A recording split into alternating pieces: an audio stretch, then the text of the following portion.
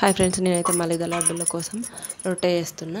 ఈ రొట్టెకు పిండికి సరిపోయిన నీళ్ళు పోసుకొని మంచిగా ఉప్పి ఇట్లా పిండి ముద్దలెక్క విసుకొని పిండి పోసి ఇట్లా చుట్టూ చపాతీలాగా చేసుకోవాలి.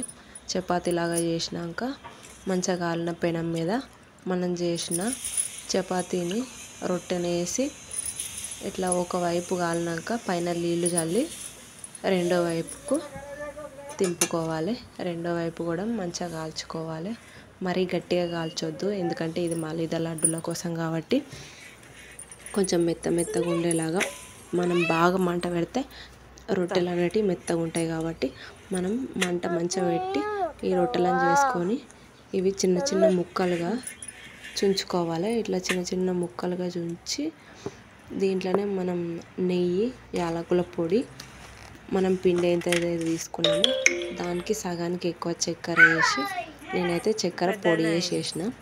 ఇట్లా చక్కెర పొడి వేసేసి ఇట్లా మొత్తం అంతా మంచిగా మిక్స్ చేసుకొని లడ్డూలు చేసుకోవడం. చాలా బాగుంటాయి. ఒకసారి తప్పకుండా ట్రై చేసి చూడండి.